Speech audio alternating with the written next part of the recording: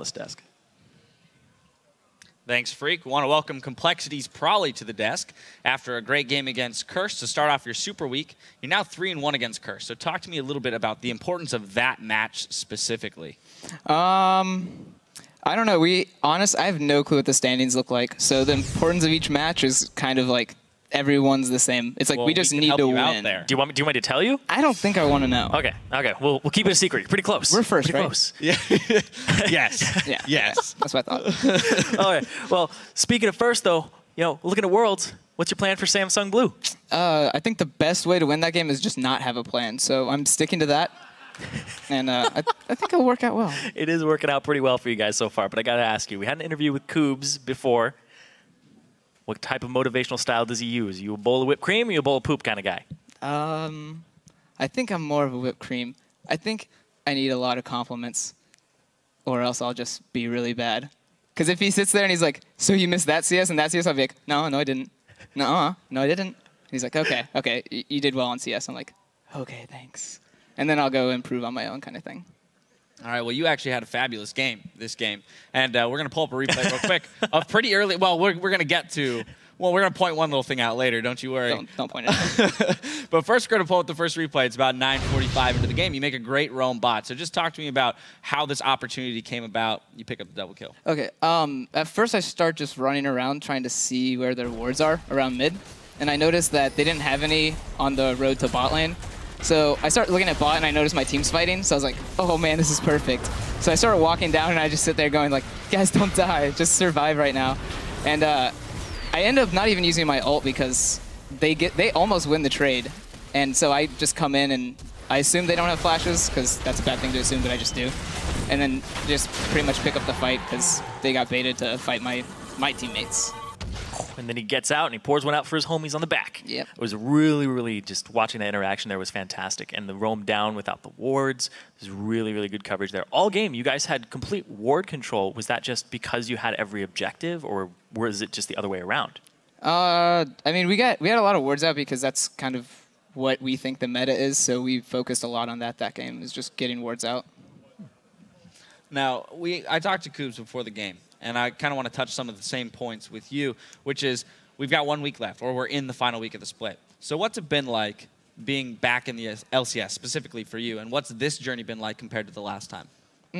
This one feels a lot more, I guess, like personal, and I feel more connected to the team because I qualified with this team. The last time I was in the LCS, I was kind of picked up. So making the LCS and then starting a team from 0-0 makes every single game really personal to me, and I don't know. I feel like I just really want to win a lot more and kind of want to make my mark right now. It definitely showed too, because your average game time against Curse is typically over an hour, and this game was 46 minutes long. What was the difference here? We just made a mistake and ended it when we could have stalled for another 40 minutes. So we'll try to fix it next game. How dare you? Yeah, our bad. All right, well, I want to jump into the game to another replay. Our second replay is 21 minutes into the game. You guys end up stealing the Baron after giving away a bit of a team fight in the red side jungle. How important was it that Kez got those home guard boots? Oh, man, it was super important. Kez was on point with his smites this game.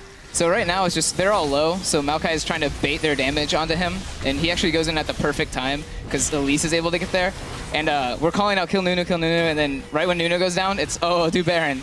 And then while this is happening, we go, oh my god, we have no damage. No, Baron is not dying. So right now, we're just, hopefully, Cop doesn't kill us because we're throwing saplings and kind of scaring him.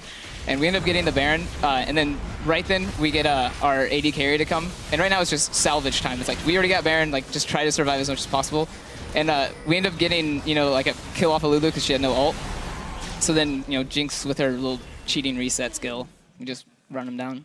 Yeah, you guys gave yourself a really big buffer there to make some mistakes. And then speaking of mistakes, the next Baron, actually 2 Barons later, is Zhonya's in the pit.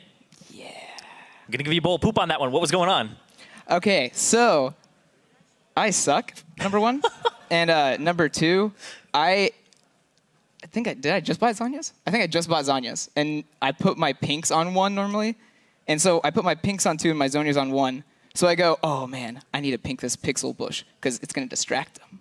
So I go to press 1 and I Zhonya's, I go, oh, team help me, team help, team help. And luckily, I think I survived too. The binding almost hit you right after. Yeah, the binding went straight through the Zhonya's before you came out of it. And Aiden and I were actually talking during the game about how cool it would be if you could actually deactivate Zhonya's, because there's times when it actually is a disadvantage to be in it for the 1.5 seconds that you're in it. But luckily, that binding didn't hit. You guys managed to survive. But that was quite a scary moment. So in moments like that, when you have blown something very important, like what's the communication like? Because you're facing a fight right there. That could be a team fight at any moment. So are you even bothering to tell people like, I can't fight? Or is that like, no, I'll keep it to myself. Let's play it out? Well, in that fight, we kind of had the advantage because we have like a lot of damage and stuff. So if it was swapped, say I was playing Ori and they had Syndra, and then Zhonya's like that as Ori, they would have just collapsed on me. But I was playing Syndra, so if a squishy target came in, I would still be able to get my ult off. So they were still kind of scared of me when I came out of Zhonya's. And then my team was backing me up, which was really good. Because I think, right when I got Zhonya's, I was just yelling like, team help. So my team backed me up, and then I think that kind of scared them a bit to all in me. So I was able to get out of a terrible situation to put myself in. All right, and you guys actually play CLG tomorrow. And you guys have always kind of been regarded as the ragtag team. And we heard Koobs and a bunch of other people on your team talk about how you guys aren't typically respected, and now you are demanding that respect because you're taking off top teams. Do you think CLG needs to be respected this week? Or do you think people are going to underestimate them? Yeah, I mean, honestly, we're going to prepare for CLG as hard as we can, because like that's the best way to lose a game is sit there and go, this team can't beat us, and then you go into the game and they get a whole bunch of kills and snowball the game. So we're going to go into it like it's real CLG.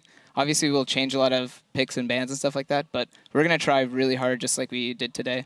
Is it tough to prepare against a team that has never played together before? Because you don't have really any information to pull from other than solo queue. Yeah, I think that's our only information is, I guess they played this guy a lot in solo queue. I guess we'll ban it. So our bans are probably going to be what's most played by Hotshot, what's most played by the top laner.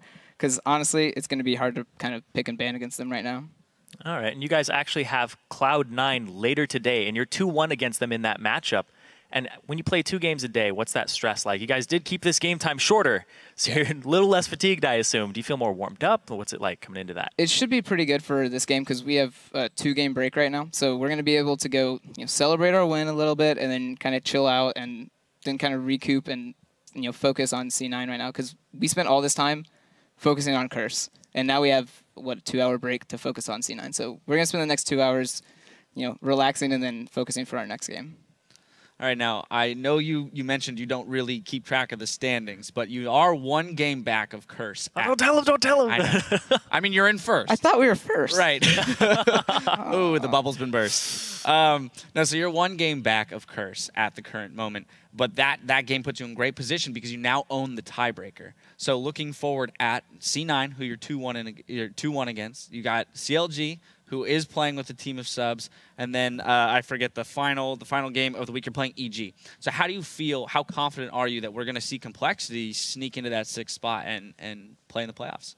I mean, I'm happy with the team as long as I don't do what I did from 20 minutes to 40 minutes. I think we'll have a really good chance of fixing our standings and getting where we want to be.